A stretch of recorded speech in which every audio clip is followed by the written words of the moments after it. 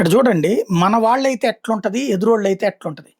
Skill కేసులో చంద్రబాబు ప్రమేయం లేదు. ఆయన పాత్రపై ఎలాంటి ఆధారము లేదు. ఏ నేరాదాయ సంబంధిత ప్రక్రియలోనూ లేరు. అందుకే ఈ కేసులో నిందితుడిగా చేర్చలేదు. తాజా అనుబంధ అభియోగ పత్రంలో ఈడీ వెల్లడి. ఆంధ్రప్రదేశ్ నైపుణ్య అభివృద్ధి సంస్థ 2014-19 మధ్య చేపట్టిన సిమెంట్స్ ప్రాజెక్టు నిధులు దుర్వినియోగమయ్యాయనే ఆరోపణల మీద నమోదైన కేసులో ముఖ్యమంత్రి చంద్రబాబుకి ఏ ప్రమేయం లేదని ఎన్ఫోర్స్మెంట్ డైరెక్టరేట్ తేల్చెప్పింది. ఈ కేసులో నేరాదాయానికి ప్రొసీడ్స్ ఆఫ్ క్రైమ్ సంబంధించిన ఏ ప్రక్రియలోనూ కార్యకలాపాల్లోనూ ఆయన పాత్ర లేదని కూడా బద్దలుకొట్టింది.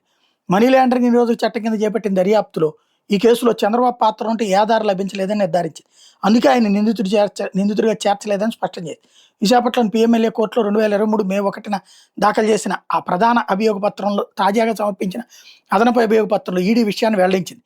సిమెంట్స్ ప్రాజెక్టు నిధుల దుర్వినియోగం ఆరోపణ మీద 2020 డిసెంబర్లో పెట్టిన కేసులో చంద్రబాబును ప్రధాన నిందితుడిగా చేర్చి విజయవాడలోని ఏసీబీ కోర్టులో అభియోగ పత్రం దాఖలు చేశామంటూ ఏబీసీఐడి 2024 ఏప్రిల్లో తమకు లేఖ రాసిందని, అయితే పిఎంఎల్ఏ కింద తాము నమోదు చేసిన కేసులో చంద్రబాబు పాత్ర ఎక్కడా తేలలేదని అనుబంధ ఛార్జ్షీట్లో వివరించింది.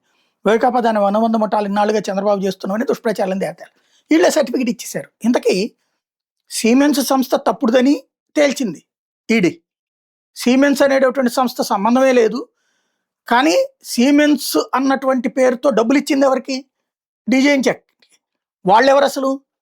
సిమెంట్స్ అనేవాడు 100 కోట్లు ఇస్తే మనం 10 కోట్లు ఖర్చు పెట్టాలని.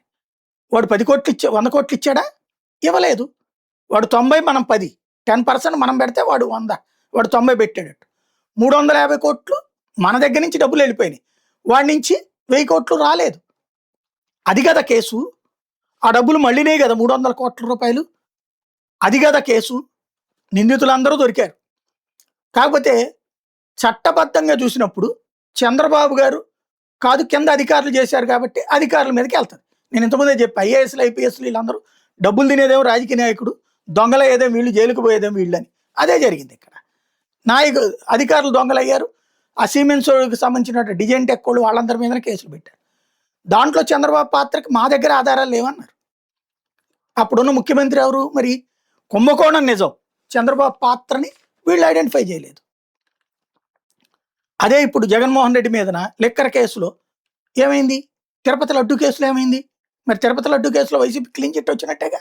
ఇందులో క్లీన్ చిట్ వస్తే చంద్రబాబుకి, తిరుపతి లడ్డు కేసులోనేమో అసలు వైసీపీ వాడి పేరు ఎవరిది లేకపోయినా జగనే చేయించాడు 350 కోట్లని ఊరువాడ స్టిక్కర్లు వేస్తారు.